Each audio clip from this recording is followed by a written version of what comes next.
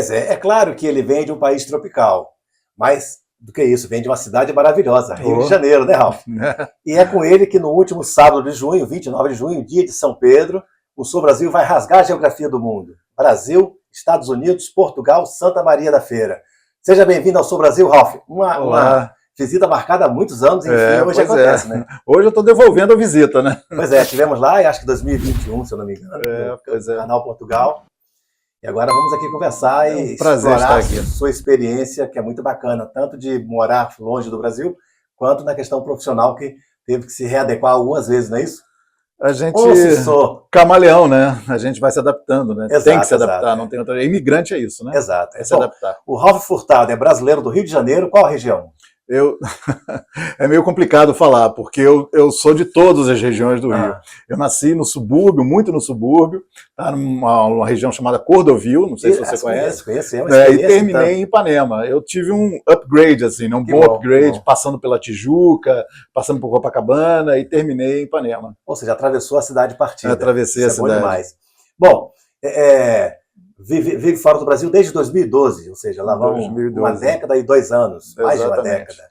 Em Portugal há 6 anos. Portugal há 6 anos, 2018. Pai de 2 gajos que já foram putos. Quais são os nomes deles? Bruno e Henrique. Qual que joga futebol? Na verdade, os dois jogam. Os dois jogam. Um entende isso como uma profissão, né? É apaixonado por futebol. É o mais novo ou o mais velho? É o mais velho. O Bruno pretende continuar jogador de futebol. Qual a posição dele? Ele é atacante. Vai precisar de um patrocínio. Pois é. Como o Zico fez com os deles, mas não tinha talento. Exatamente. Nem para música, nem para bola. É muita coisa. O pai tem que estar presente sempre, né? Exato. Presente quando pode, né? Porque, infelizmente, muitos não podem se dar esse luxo de participar, de estar ativo na vida dos filhos, né? Perfeito. Pois é, então na questão geográfica você fez aí 3 continentes, América do Sul, América do Norte, Europa. Exatamente. Na questão profissional também, conheci você no Canal Portugal. Fazendo um trabalho maravilhoso de TV, entrevistando e operacionalizando a mesa, enfim, com um estúdio muito bem montado, e foi um bom tempo. Agora você faz restauração, que no Brasil é recuperar obras, aqui é cuidar do prato, não é isso? Exatamente, eu sou dono de restaurante. Tem 2 restaurantes nessa cidade que eu vivo hoje, Santa Maria da Feira. Merchandise à parte, um é o Tio Fafá. Exatamente, que é uma franquia. É uma franquia. De quantos? São 5 lojas, todas aqui no norte de Portugal. Todas no norte.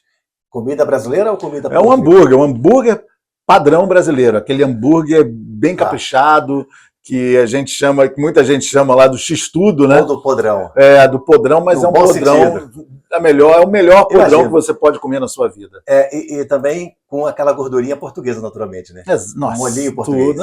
Se você não consegue fazer nada aqui em Portugal, se você ficar direcionando para um certo público, você tem que... O grande público aqui, vamos falar em 90% das pessoas, são portugueses. Pois é. Então, se você ficar direcionando o seu produto para um certo público, você vai ficar meio estagnado, né? Pois é, em Portugal, como as portuguesas, e as francesinhas também. Exatamente. E esse outro restaurante, novo, a gente tem francesinha. Que é o Manuel Joaquim. Manuel Joaquim. Traduz isso, porque no Brasil tem o Manuel Joaquim tradicional. Tem o Manuel Joaquim, português. O nome veio a ideade veio de lá. Mas não é abusado? Você veio do Brasil para cá e usa o nome deles. Mas eles foram para lá e usaram, exato. O nome. Jogo lá, jogo cá. Exatamente. Boa. É um produto interessantíssimo, é um produto também que tem essa característica de trabalhar nos 2 mundos, no mundo português e no mundo brasileiro. A gente tem frango passarinho e a gente tem francesinha, né, que é a junção dos 2 mundos. E os portugueses adoram ambos, assim, e os brasileiros também, né? E para regar, o que acompanha? São os vinhos portugueses ou vinhos também portugueses? O nosso não, e a gente tem o chopp, o fino, como ele diz aqui, e o nosso carro-chefe são as sangrias. A gente tem sangrias espetaculares lá, que são realmente o carro-chefe da casa. Pois é, resumindo, eu diria, o Ralf é empreendedor, porque você sai do negócio de comunicação em terra estrangeira, continua em território estrangeiro e vai para um outro ramo que... o que é mais difícil? Falar para o público ou preparar pratos para o público? Nada é fácil. Né? Cada um tem suas características, assim, nada é difícil, tá? Mas porque nada é impossível, nada é impossível, desde que você compreenda que você tem capacidade de fazer. Então, a comunicação foi uma coisa que caiu de paraquedas, veio nos Estados Unidos, porque eu vi um nicho de mercado lá, e eu queria montar uma coisa que eu acabei montando, que lá nos Estados Unidos chamava Canal EUA. Canal Estados Unidos da América. Sim, então sim. eu montei esse canal, mas era só eu e meu filho, o Bruno, que é jogador de E futebol. o som não é tão bom quanto o Canal Portugal, até pela rima, né? Canal Sim, Portugal. exatamente. Então Eles a gente falam fez L, tudo. né? Canal Portugal. Canal Nós Portugal. falamos Canal com... E lá, mas lá no Brasil, lá nos Estados Unidos, era um produto direcionado a brasileiros. Bom. Né? Então a gente tinha só todo o conteúdo era um conteúdo direcionado para brasileiros. Sim, sim, sim. Então a gente fazia aquela coisa do como fazer, né? Mostrava como fazia isso, como fazia aquilo, como alugar uma casa, mas sempre com um padrão que eu sonhei e realizei aqui em Portugal, que era um padrão de internet, mas uma coisa com cara de TV. Então era sempre muito interessante. A velha televisão. Exatamente. É um modelo que... modelo tradicional de TV, que é aquela coisa bem apessoada, qualidade de imagem elevado, Sim. que é uma coisa difícil, era muito difícil de fazer na internet por causa da qualidade da banda, da taxa de transmissão. Então, mas a gente conseguia fazer. Fizemos produtos incríveis lá nos Estados Unidos, que até hoje dão visualização e pessoas comentando nos nossos vídeos lá. Bom, entrevistei todas as personalidades brasileiras que foram para os Estados Unidos. Qual era a cidade? Era uma cidade, a gente baseado em Orlando, mas eu nunca morei em Orlando. Sim. Então eu morei em Sanford, na Flórida, uma cidade que fica ao norte de Orlando, e morei em Boca Raton também, que fica para o sul de Orlando. Maravilha. Então a gente fazia lá esses conteúdos, foi muito legal. Pois nada fácil sendo estrangeiro na terra dos outros. Exatamente. É sobre isso que a gente vai conversar bastante, para a gente se inspirar na sua experiência. Antes disso, eu queria resgatar 10 centavos de um dos seus programas no Canal Portugal. Veja só. Lá. Não posso passar mais do que 10 centavos. Não, eu tenho autorização. O de hoje consegue chegar a uma conclusão se todos os assuntos eles têm tantas formas de serem abrangidos e analisados por pessoas com formações diferentes e principalmente com intenções pessoais diferentes. Isso. Reconhece a voz? Esse é o tal do Ralph Furtado. Ralph Furtado, Canal Portugal. Esse foi em 2021. Fui lá no YouTube e consegui resgatar. Então, para começar, assuntos vários, muitas formas, como o Ralph descreve então a sua vida de nômade nos últimos 12 anos. No fundo, sai de casa, você meio que perde a referência, tudo passa a ser estrada, né? A família sempre o acompanhou e bancou essa viagem ou teve momento solo? Não, tudo foi sempre decisão de família, a família sempre esteve junto, eu não teria feito nada separado da minha família. Inclusive, quando eu fui para os Estados Unidos, porque eu podia ir para os Estados Unidos, porque eu tinha essa liberdade financeira, inclusive, quer dizer, principalmente a liberdade financeira, meus negócios estavam andando sozinho, eu tinha uma belíssima estrutura montada no Brasil para poder que os meus negócios continuassem sobrevivendo sem a minha presença física. Sim, Naquela época a gente já tinha uma internet, eu já tinha sistema de monitoramentos em todas as minhas lojas, então eu pude fazer isso, pude me dar esse luxo de mudar para os Estados Unidos. Foi uma mudança mesmo, para os meninos aprenderem inglês, para poder meus filhos continuarem jogando bola lá. O Rio de Janeiro já era muito complicado em termos de violência e de trânsito naquela época. Eu sempre fui... tive um problema seríssimo assim, com trânsito, não sou uma pessoa boa, não sei se você lembra do desenho do Pateta, da Disney, que ele entrar no carro e vira um enlouquecido, eu sempre fui esse, assim, eu não sou uma pessoa boa.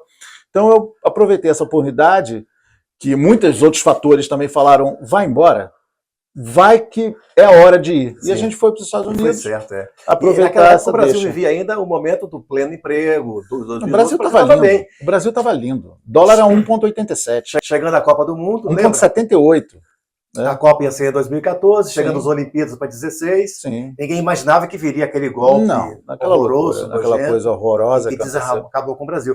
Saiu realmente na hora certa. O Brasil teve todo mundo diz que fez uma crise econômica, não, o Brasil teve uma crise política, né? Foi uma crise política, foi totalmente política, que não parou até hoje. Exato. Que continua até hoje. O Rato Temer puxa o tapete da presidência, sendo vice dela. Exatamente. Mas vamos deixar a política para depois. A melhor coisa do mundo. Por quê? Porque Estados Unidos, você já explicou a questão do idioma, de criar os filhos, mas na verdade o que você fez por lá assim que chegou? Já tinha um plano? Não, eu trabalhei desde muito cedo na minha vida. Então a minha intenção inicial era ter paz, entendeu? Era descansar mesmo, porque eu estava com 42 anos já, e já tinha trabalhado desde muito cedo, então eu falei, cara, vamos tirar uns 3, 4 anos sabáticos mesmo, né? E a gente chegando lá, porque você não adianta fazer plano. Você sabe como funciona. Imigrante é assim, a gente faz plano sem estar no local, uma terra completamente diferente, não funciona. Nada você vai realizar. Na verdade, eu não sabia, descobri aqui. Exatamente. Depois que você entra no país é que você vê que é tudo muito diferente. É tudo muito diferente, então você faz um monte de planos. Então, assim, eu falei, pensando nisso e conversando com pessoas que já tinham imigrado, eu apenas fui para lá. Sabe, eu fui para lá, chegando lá, eu vejo o que eu vou fazer lá. É importante, ter esse espaço de adaptação. Exatamente. Então você precisa de pelo menos 3, 4 meses para você entender o que está acontecendo, né? Para você se localizar e tal. Então a coisa mais importante era botar meus filhos na escola, botar meus filhos para praticar esporte. Cuidar da adaptação deles. Cuidar da adaptação deles, que é o mais importante. Meninos com 8, 9 anos de idade, entendeu? Miúdos. Então eles aprenderam inglês em 3, 4 meses, já estavam falando 10 vezes mais do que eu. Eu cheguei nos Estados Unidos, eu era o rei do inglês. Nossa, tudo era, rapaz, me ajuda aqui. 3 meses depois eu era um idiota. Era completo idiota. Eram os filhos do Ralph, depois passou a ser o pai dos meninos. Pai dos meninos, exatamente. Então os meninos olhavam para mim já com vergonha. 3 meses depois já me olhavam com vergonha. 3 meses antes me olhavam pedindo, pelo amor de Deus, me ajuda. 3 meses depois me olhavam, esse meu pai, que vergonha. Mas pai, não fala. Pai, não fala. Tudo que a gente quer é a evolução deles, né? Exato. Nossa, eu paguei por isso, né? Claro. A gente paga por isso, né? Beleza. Porque eu morava em Ipanema, tinha uma vida absolutamente incrível. Meu trabalho era na esquina, a escola dos meus filhos era na esquina, e meus filhos jogavam futebol e treinavam em natação no Flamengo, ali na Gávea, era tudo andando. E eu tinha uma praia maravilhosa, o posto 10 ali, é um negócio inacreditável. Não é fácil deixar tudo isso, né? Não foi fácil, mas é uma emoção, é uma emoção, né? Mas eu não voltaria jamais. Eu não me arrependo um centavo de ter saído. Que bom. Entendeu? Infelizmente, o Brasil destruiu a minha vida. Exato. Porque tudo que eu deixei construído durante 20 anos profissionalmente, o Brasil destruiu em 3 anos. Entendeu? Aquela instabilidade, aquela incerteza, aquela loucura do Brasil acabou com a minha vida. Que estava chegando, de repente, voltar ao passado 40 anos. Foi a mesma coisa, 6 anos depois vem para Portugal. 6 anos Primeiro depois Porto, em Portugal. Vila Nova de Gaia, e agora eu cheguei Santa Maria da Feira. Eu cheguei em Espinho, caí em Espinho. Aí, de lá, eu fui entender como funcionava Portugal, começar a entender, porque é a mesma coisa, né? Você tem que sair, você tem que andar, você tem que conversar com pessoas, você tem que falar, né? Você tem que... Aí eu botei meu filho no futebol, e no futebol fiz amigos, todos portugueses, e a partir daí a gente começa a conversar com as pessoas para poder entender onde é que você está, né? Sim. E você mas saindo dos americanos para Portugal, teve uma sensação de que estou voltando para casa ou nem por isso? Não, é mais ou menos a mesma coisa. Porque ilusão quando a gente acha que Portugal é Brasil, né? Nos Estados Unidos é só brasileiro, né? Eu só me relacionava com brasileiros. Eu me relacionava com os pais dos meninos que jogavam futebol com meu filho, que eram americanos, mas era uma coisa de uma vez por semana. Porque os americanos, eles não deixam você entrar na vida deles. Entendeu? Se você é de fora. Eles não deixam porque eles morrem de medo de cultura e eles morrem de medo daquilo que a gente passa o tempo todo, das pessoas falarem ao nosso entorno e a gente não entender nada. Quanto melhor e mais brasileiro, mais assusta. Exatamente. Mas é muito diferente de Portugal? Não, mas o americano não tem isso com o brasileiro. O americano tem isso com todos, entendeu? Sim. Porque ele só fala inglês. Isso. Ele só fala a língua dele. Se sentem os donos. Exatamente. E ao mesmo tempo ignorantes, né? Porque eles não conseguem entrar no nosso mundo, então por isso eles têm tanto medo da gente. Eles têm medo do desconhecido. É insegurança. Comida, fiz um churrasco lá, aquele churrasco nosso que a gente pega picanha. É carioca, churrasco. Eu sou carioca, eu tenho prazer de ser carioca. Isso é Santa Teresa, é a boêmia no bar do... Exatamente. Do mineiro. Então eu pegava uma picanha, fatiava uma picanha, aquela picanha. Fatiava aquela picanha meio mal passada e cortava e entregava o prato para os americanos para eles pegarem. Eles, como é que pega isso? Eu falei, na mão. Pega com a mão. E não... Houve ali uma coisa de eu me sentir realmente um homem das cavernas, tentando me relacionar com pessoas civilizadas. Entendeu? Resumindo, eles não sabem o que é um país tropical. Não fazem. Como sabe bem o Jorge Ben. Vamos ouvi-lo? Vamos nessa. Vamos a isso.